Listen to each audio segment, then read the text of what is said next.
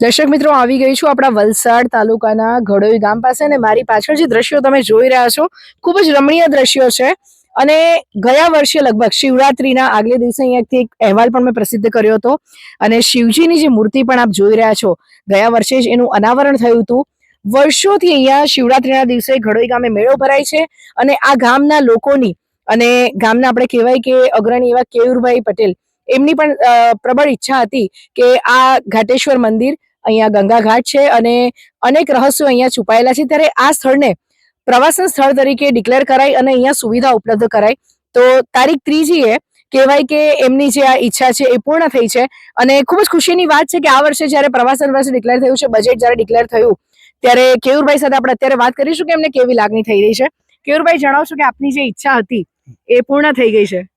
દિશાબેન, જે આ ઘોડોઈ ગામને યાત્રાધામ તરીકે વિકસાવવા માટે અમે ઘણા વર્ષોથી પ્રયત્ન કરી રહ્યા છે, પણ અનેક જાતની વહીવટી પ્રક્રિયામાં કાગળ કામમાં જે છટીઓ આવતી ગઈ એના માટે વર્ષ લંબાતું હતું.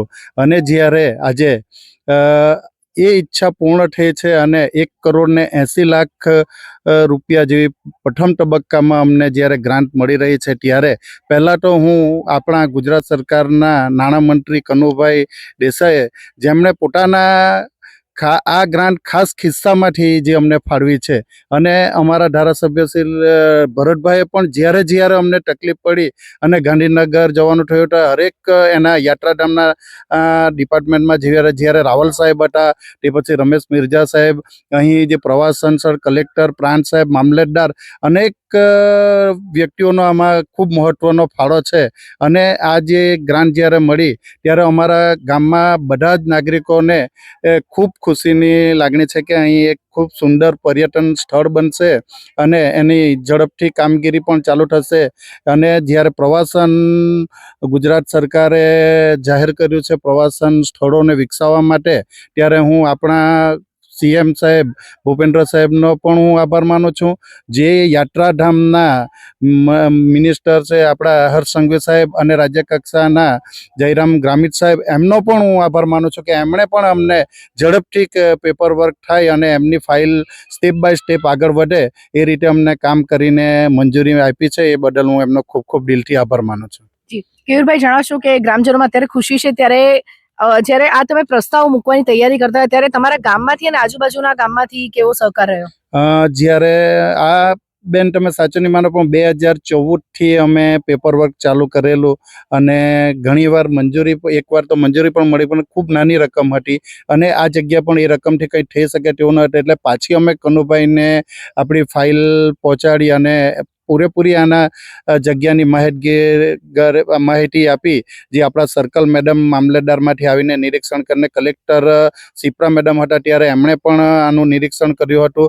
અને જ્યારે હમણાં બાજુના ગામના સરપંચ શ્રી ગુંડલાવના નીતિનભાઈ, અમારા ગામના સરપંચ શ્રી જીતુભાઈ, ધમણાચી ગામના સરપંચ શ્રી નિલેશભાઈ, કે આજે કાલે સવારે જ ગાડી આપણે કરવાની છે અને ગાંધીનગર બોલાવ્યા છે, જવાનું છે, તો એ લોકોએ પણ મને ફૂલ દિલથી મદદ કરી છે. તો હું એમનો પણ આભારી છું.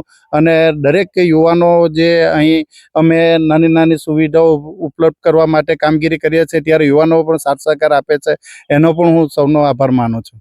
જી, ખૂબ જ સરસ કેયુરભાઈ તમે વાત કરી. દર્શક મિત્રો, અહીંયા બીજું ખાસ કે જ્યારે મીડિયા દ્વારા આપણા દરેક મીડિયાઓએ, યુટ્યુબરોએ જ્યારે અહીંનું એક નાનું વિઝ્યુઅલ બનાવીને જે ગુજરાત સરકાર સુધી પહોંચાડ્યું, એ બદલ હું મીડિયાનો પણ ખૂબ દિલથી આભાર માનું છું. જી, ખૂબ ખૂબ આભાર કેયુરભાઈ. ખૂબ જ સરસ વાત કરી કેયુરભાઈ કે આજે ગ્રામજનોની જે ઈચ્છા હતી ને, કેયુરભાઈ કીધું કે આમાં એમના ગ્રામજનોનો, ગામના સરપંચ, આજુબાજુના ગામના બી તમામ સરપંચોનો જે સહકાર મળ્યો છે અને મહત્વનું યોગદાન, મહત્વનો ફાળો જેનો કહીએ એવા વ્યક્તિ આપણા નાણામંત્રી કનુભાઈ દેસાઈજીની આમાં ખૂબ જ મહેનત છે.